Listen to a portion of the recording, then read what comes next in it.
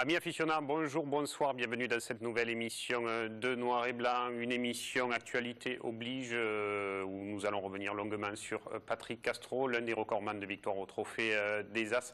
On va revenir sur ça. Jackie, bonsoir, merci d'être là. Vous l'avez bien connu puisque vous avez raseté au début de votre carrière avec lui.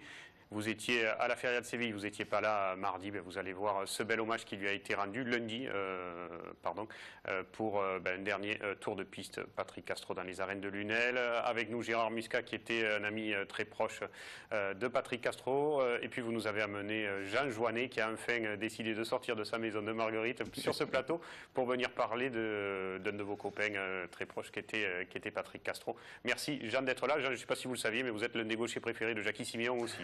Attention, Jackie m'a souvent parlé en bien de l'élégance de vos rasés côté gauche. Et mais Hugon, le trophée Taurin, mais aussi Saint-Laurent-des-Gouzes, vous nous parlerez et vous nous direz que on l'avait déjà annoncé en exclusivité un petit peu avant, parce qu'on aime se mouiller dans noir et blanc, mais c'est bien la Manade Laurent qui remporte le Printanier Royal cette année, tant mieux pour cette Manade qui renaît de ses cendres. Mais on parlera aussi des deux premières finales du Trophée Taurin, ce sera ce week-end, samedi à Mauriès et dimanche à Istres pour le groupe 2 et le Trophée de l'Avenir. Le début de l'émission, c'est les taureaux dans la rue et le petit Romain Beaufy, bien sûr. Cette semaine, dans la rubrique Abrivade, nous allons aller du côté de Rodian, avec la finale du concours de Nîmes Métropole. Nous allons aller aussi du côté de Saint-Rémy de Provence, avec de magnifiques longues et bandides. Nous allons aller aussi à Saint-Chapt, domaine de la Tour, ainsi qu'à la Manade Labourère pour sa journée taurine. Un grand merci aux caméramans qui ont officié tout le week-end, malgré la pluie, pour nous ramener ces magnifiques images. Pour le festival d'Abrivade de Nîmes Métropole, les juges devaient noter la tenue du gardien ainsi que la présentation du cheval avec son harnachement, mais aussi le travail des 9 gardiens avec 5 taureaux, sur un parcours de 1,2 km partagé entre terre et goudron. Une situation inédite pour un concours. Très difficile, malgré que ça s'est bien passé pour tout le monde. Je l'aurais pas cru, mais très bien. Le parcours était très bon. On ne vient pas pour rien, quoi. Voilà, notre ambition c'était de gagner, et on y est arrivé très bien. 408,5 points est le résultat de la Manade Arlantenco, victorieuse de cette 7e édition qu'elle a déjà remportée 3 fois. Pour la version 2014, des nouveautés devraient être apportées.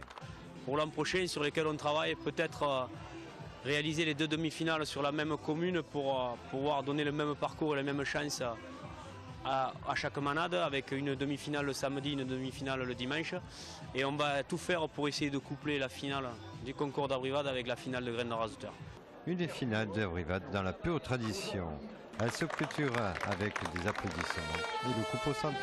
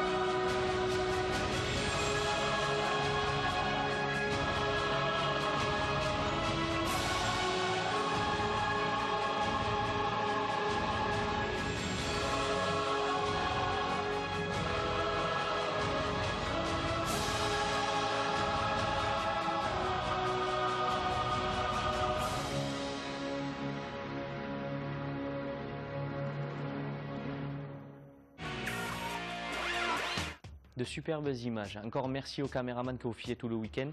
Pour ce week-end, les fêtes votives encore battent son plein, avec notamment une fête très attendue pendant toute l'année, la grande fête d'Aigues-Mortes qui attaque, mais aussi Bernice, une journée taurine, Lédignan, Saint-Hippolyte de Caton et Générac. Rendez-vous ce week-end sur les parcours.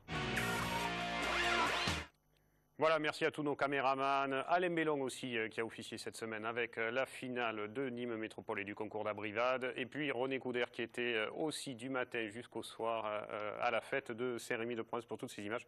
On a vu que même dans un bouvard avec des vaches de 2 ans à la manade de la Bourrère, même faire un rasé sur des vaches de 2 ans, c'est pas facile, Gérard.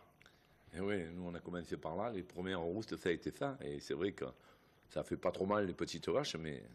Alors les gens croient que c'est facile parce qu'ils voient les images, ils voient les raseteurs sauter et autres, mais c'est vraiment très compliqué de raseter et puis un cornenu, surtout ça pardonne rien. On va en venir justement aux courses cornenues. Avec Saint-Rémy-de-Provence, on va revenir sur celle de la semaine dernière. On va commencer par le lundi 23 septembre. C'était la course comptant pour le trophée de l'avenir. Vous étiez là-bas, Gérard, avec un taureau, comme souvent d'ailleurs, le bon espoir de la manade Guilherme Bessoun qui est sorti du lot. Mais ça a été une course plaisante du début à la fin avec Loubet du Grand Salam pour commencer en image. Oui, tous les jeunes ont pris un peu la course en main. Gaillardet qui a beaucoup radoté.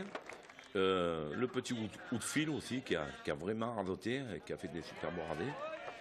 Et tous les taureaux... Oudjit. Ouais, Outfil. Oudjit. Oudil, ouais. Non, Oudjit. Je ne vais pas le dire. Hein. Parce qu'il y a Ouvdil et Oudjit. Il y a Ouvdil et Oudjit, Ouais, c'est pas les mêmes. mais... C'est pas les mêmes. Et Ramier de Plot, en seconde partie, quatrième. Qui a été sérieux. Cocardier, sérieux. Ouais. Un taureau qui venait fort et qui finissait des fois à la planche quand il sentait l'homme à sa portée. Oui, avant on a vu Marquis, qui est un taureau assez facile, mais qui est même brillant et intéressant quand il est bien résulté. Ouais. Et à noter Gaillardet qui a fait des rasés magnifiques. Après le alchimiste, un taureau craint, des radoteurs, qui a dominé, un taureau qui a dominé avant de se faire lever les attributs. Un taureau dangereux à la barrière, et cette corne là. Oui, ça complique les choses. Ouais. C'est un taureau qui anticipe, non? J'ai l'impression un petit peu. Oui, il anticipe, puis à la barrière, quand il sent l'homme, il vient fort. Et le voilà, Bessoun de la manade Fanfone et Guilherme, on donne le bonjour aux jumelles de Vauvert ou de la manade des Baumelles, on ne sait plus trop où elles sont en ce moment. Mais voilà, Bessoun qui a fait le quart d'heure qu'on attendait comme souvent de lui. Plein de sang à la barrière, en méchanceté, un bon élément aussi. Et Rudy Marquis qui reprenait après encore une blessure, mais qui n'arrivait pas trop. Alors c'était peut-être une première que Rudy Marquis rasette le taureau Marquis des Baumelles ce jour-là. Marquis contre Marquis, je sais pas, je crois pas qu'ils aient raseté, qu'il avait déjà raseté. Mais c'était assez cocasse de s'appeler comme le taureau ce jour-là. Mais une bonne course sur le trophée de l'avenir, Gérard. Oui, tout à fait. On est sorti content dans l'ambiance, bien radoté, mentalité. Et les gens sont partis contents. En plus, il faisait beau. Et bravo à Gaillardet, encore un trophée qui symbolise bien sa belle saison. Il a pris de l'assurance, des moyens au fur et à mesure de cette année pour finalement, après Zico et Mehdi, être l'un des raseteurs phares de cette saison. Au trophée de l'avenir, on va vite basculer sur la course du lendemain. Le traditionnel Tau d'Or, les arènes se remplissent comme jamais ce jour-là, Gérard. C'était le mardi, la Gardouninck et beaucoup de monde dans les gradins avec notre belle Julia de TV Sud, bien sûr présente, demoiselle d'honneur de la Reine d'Arles. On a choisi de montrer que les Tau les plus en vue, Juvénal peut-être le plus beau du jour. Les images vont s'afficher pour vous. Voilà, de Nicolin qui sortait premier, quelques actions aux planches, mais c'est pas le Juvénal qu'on connaissait de Saint-Christol-Jacqui qui s'envolait sur les rasés de gaucher. Oui, mais c'est vrai qu'il est très beau. Mais bon, j'étais pas à la course, moi, mais on m'a dit qu'aussi il avait fait une bonne course. Il a été plus cocardier. Moi, je l'attendais, à sauter après et tout, non. Mais il a fait une course de cocardier, vraiment. Le taureau du jour, peut-être comme la saison dernière d'ailleurs, vous avez vu Adrien Poujol, il s'était blessé l'année dernière sur ce taureau-là, un très gros coup de corne, et Ulysse a encore fait un gros quart d'heure, mais les gauchers l'ont pas vraiment travaillé. Ouais, les gauchers l'ont craint, et moi par contre j'ai trouvé le taureau très très bon, cocardier, il a changé de comportement, il s'est mis dans l'angle à côté de l'autoril, mais il refusait pas, il fallait le chercher, puis alors toujours criminel avec cette corne dans la barrière. Et bonne équipe et bonne course de Romain Gros à noter aussi ce jour-là. Le lotier qui terminera 3e, je crois, de la compétition, Tao de bronze. Ouais. Un petit gabarit. Petit gabarit, très mobile, mais aussi capable de venir faire la planche à la corne pointée. Ouais, un taureau qui a fini 3e, qui a été bon, qui avait du sang, qui finissait fort à la barrière. Voilà, et après... le taureau du jour, hein, le taureau de la manade Paulin, comme quoi il y a d'autres barricadiers à venir après Icar du même élevage. Ce Tao de la manade Paulin, une brute épaisse. Une brute épaisse, puis lui, il a fait vraiment la course de Tao, que les autres ont été plus un registre cocardier. Et il a gagné, mais bien, un taureau qui passait à travers la barrière, le vrai Tao, quoi. Oui, c'est vraiment une brute, parce qu'on l'a vu à Mouriot, par exemple, dans une course du Trophée des As, il avait été impressionnant. Hein. Et en plus, magnifique. Il envoie la corne avant de faire le coup de barrière. C'est pour ça qu'il a attrapé d'ailleurs plusieurs azeteurs déjà.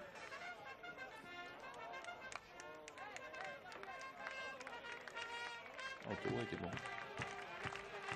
Et voilà, c'était la belle conclusion de cette journée où forcément chez l'État, suivant les jours, il y en a qui sont bons ou pas.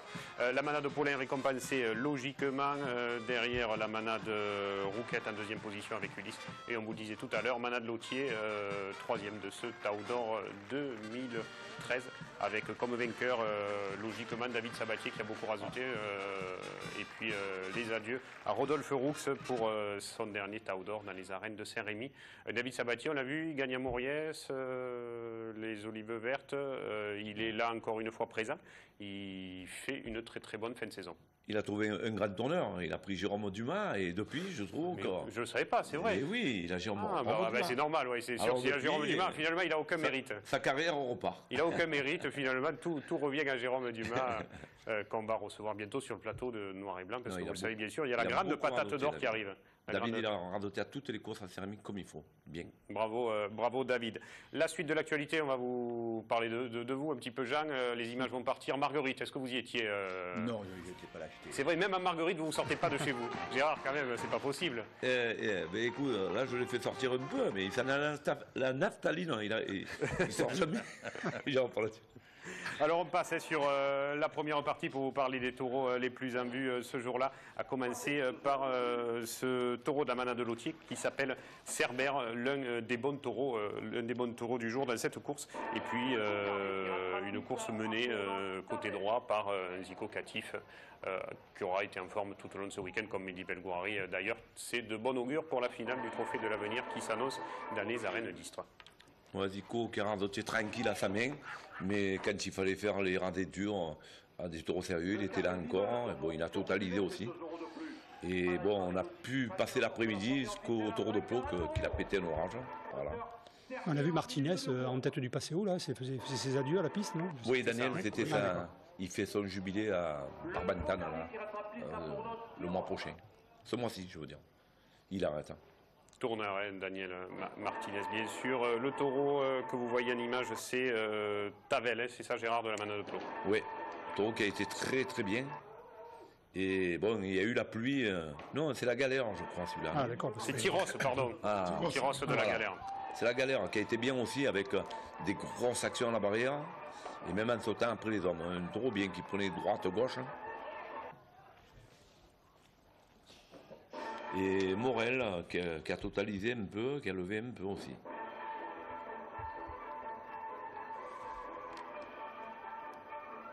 Et Outfield là aussi qui a... J'arrive pas à le dire. Oudjit, Gérard, Oudjit. Allez, on vous l'écrira pour la prochaine fois. On vous le disait, Zico Catif qui remporte logiquement le trophée ce jour-là. Daniel et Gisou Martinez qui est venu lui offrir le bouquet, voilà, pour sa dernière course dans les arènes de Marguerite. On bascule à Fourques maintenant.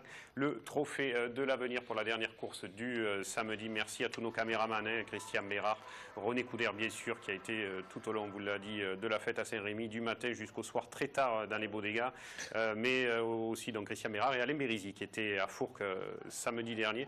Petit plan que ces arènes de Fourques et une course quand même plaisante dans l'ensemble. Oui, non, moi je ne connais pas les arènes de Fourques, j'ai jamais raseté, j'ai jamais eu l'occasion ou le plaisir d'y raseter, voilà, mais Gérard peut-être y était, non? Oui, moi j'y étais pas cette course, oui, mais bon, ah, d'accord. J'ai beaucoup radoté dans cette piste, c'est une petite piste rectangulaire, mais c'est une piste pour les taureaux. C'est une piste que les Une vraie taureaux se piste de défendent Provence. bien. Oh, mais devant l'autoril, ça se passe là, non? Ouais, ils se mettent devant l'autoril et c'est un peu compliqué à arrêter pour arrêter. Mais il y a toujours des bonnes petites courses, puis c'est un public d'aficionados au Fourques. Mais il manquait du monde vu le temps, parce que le temps était Oui, incertain. le temps était menaçant, des courses ont été annulées même samedi, je crois, ou d'autres interrompues au milieu, comme ce fut le cas par ailleurs. Une course tirée devant par Jérémy Siakini qui a beaucoup raseté, ou bien Mehdi Belgourari. Mais c'est Goujon qui totalisera et qui virera en tête au niveau des points sur cet après-midi. Et puis dans cette complète de la manade Fanfone, Negochin sortait en avant-dernier pour une course là encore plaisante. Comme souvent chez Fanfone, beaucoup de taureaux jeunes de qualité, quand on voit qu'il y avait Bessoud par ailleurs et autres. Oui, des taureaux qu'on voit souvent dans des petites pistes. Et il y a certains mériteraient d'ailleurs d'aller dans les grandes. Mais voilà, il y a des taureaux qui sont intéressants de Fanfone Guilherme. Negochin, c'est un taureau qu'on revoit régulièrement. D'ailleurs, chaque fois, on se demande toujours ce que veut dire Negochin. Puis on a trouvé que c'était un petit barquet de chasse. De chasse, voilà. Ouais. Et Gastaboy, qui sortait un dernier, mais ça, on sait ce que ça veut dire, Oui, casseur non, de planche. moi, je trouve que lui, par exemple, c'est un taureau qui aurait mérité d'avoir une autre carrière que ce qu'il a et d'aller dans les grandes pistes. Un taureau qui est très brillant et qui a beaucoup de noblesse. Logiquement, Michael Goujon, bravo à lui, premier du 24e souvenir Fanfone Guilherme, Mehdi Belgourari, Thomas Roig dans le classement, tous les deux. Et le raseteur Martinez aussi honoré et Hubert également pour cette belle complète dans les arènes de Fourques. Venons-en à présent au Languedoc, les arènes d'Aigues-Vives qui organisaient un week-end avec l'ensemble des clubs taurins réunis. Je crois que ça s'était jamais fait, ou en tout cas ça faisait un moment que ça s'était pas fait, avec une course samedi, une course dimanche. Mais vous y étiez le dimanche, c'était peut-être la mieux des deux. En tout cas l'opposition des hommes était à la hauteur, mais samedi on a vu aussi quelques moments de tauromachie. Mais tu peux les os de Moi, c'était le dimanche, le samedi, je ne d'accord. pas. Non, ça c'est le taureau de Félix, qui est un peu classique. Qui a été le meilleur de cet c'est vrai qu'il a après-midi, été- qui sortait quatrième avec une belle crêpe de Cédric Mirales, qui a dû avoir mal au nez le lendemain matin. Il a vu le parcours, ce Et là, c'est Ilias Benafitou qui s'est fait lever le Ilias pantalon. qui se fait accrocher effectivement sur cette action. Et Sio, moi non plus, je vais avoir du mal de Félix, le taureau le plus en vue de cette journée. Pacha de la manade de Laurence sortait en avant-dernière position. Et forcément, avec des beaux rasés comme ceux de Jérôme Martin, le taureau qui vient et s'envole après. Il ressemble beaucoup au Pacha qu'il avait avant. Hein. Eh oui. Oui, parce qu'il est un peu largué comme ça. Ouais, largué pareil. Mais c'est vraiment un taureau de sang, hein, sur de beaucoup, Ouais, c'est un peu Laurent. brouillon. Alors largué, ça ne veut pas dire qu'il s'est séparé d'une vache ou un truc comme ça veut dire qu'il a les cornes écartées pour les néophytes. Voilà. Aigues-Vives du dimanche, un peu de soleil au début, 4 taureaux seulement pour cette complète de la manade Soma d'Aimé. Oui, 4 taureaux, ça a beaucoup radeté. Pour une fois, à Aigues-Vives, on a vu radeté parce qu'en général, on reste un peu sur notre fin. Moi, j'ai aimé le troisième, Bécher, qui est un taureau qui est dans les planches, assez méchant. À la barrière, il ne faut pas s'oublier. D'ailleurs, c'est lui qui a, Ah, c'est lui qui a attrapé. qui a attrapé Zekraoui. voilà. Et puis, bien entendu, on n'a pas vu la fin où il restait encore des taureaux à en devenir. Parce que je trouve que c'est une manade qui a sorti pas mal de taureaux jeunes cette année. Voilà. Seconde au trophée du Printemps des Royales Aimé. Et donc, Il n'y a pas de classement pour les seconds, mais ils sont derrière la manade Laurent, quoi. Voilà, donc, et là, un peu desservi par les radetteurs ce jour-là. Et la manade de Laurent, où il y a eu du grand spectacle dû surtout à Un grand midi. à Belgoari et Jupiter, le dernier taureau de la course. Et Bécher dont vous parliez, celui qui fut le mieux sur les 4 taureaux seulement qui sont sortis ce jour-là, et met en image avec ses beaux rasés de Namil Benafitou aussi. C'est un gros gabarit quand même. Ce taureau. Ah, c'est un gros taureau, oui.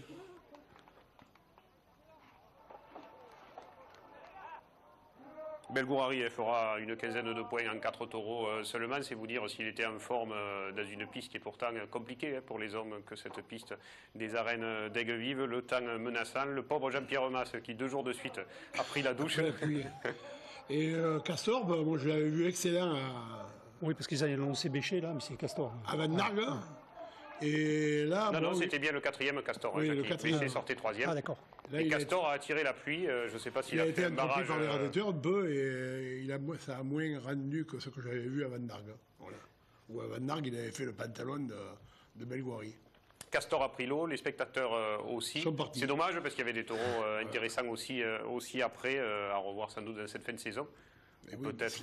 Cette année, il y a eu beaucoup de courses perturbées par la pluie. Hein.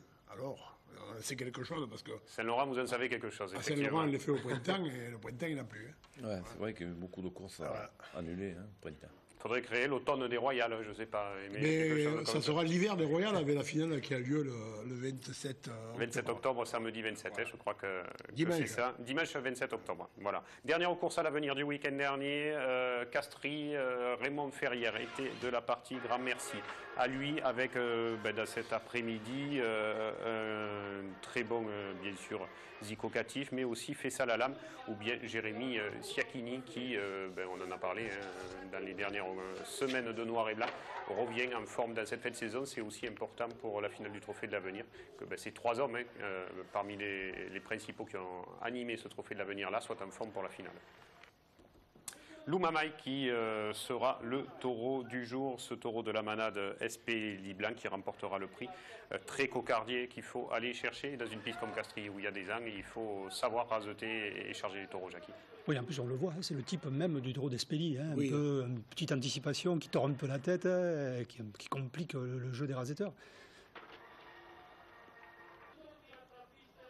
Merlan de Saint-Pierre sortait en 5e position avec là encore de beaux rasés et de belles actions côté droit, que ce soit avec Jérémy Siakini ou bien avec Zico Catif. Mais c'est vrai, quand il y a des rasetteurs comme ça, ils vont chercher les taureaux quand ils se mettent dans l'angle autorule, parce que c'est vrai que à Castries, l'angle est très fermé, et il faut des rasés très courts. Encore un taureau jeune de Fanfone dans ce week-end, Praviel. Et toujours de beaux rasés. On montre que ça dans noir et blanc. Et là, regardez ce superbe rasé de Zico, même s'il arrive un peu tank à la barrière. Il charge, il s'écarte, il reste avec, il a le sourire. Que du bonheur pour les spectateurs qui étaient présents ce jour-là dans les arènes. Mais c'est un taureau qui peut larguer aussi, hein, un taureau un peu largué comme ça, et qui finit fort à la barrière. Et une brute épaisse de la manade Saint-Gabriel qui n'est pas Eldorado mais qui y ressemble un petit peu parce que le taureau est très barricadier, capable de très très grosses actions en planche. Oui, je ne sais pas si c'est un taureau pour finir, hein, parce qu'il est un peu il est sérieux, hein, mais bon, il n'a pas dû recevoir beaucoup de rasés et chaque fois il a ramené les hommes à la planche.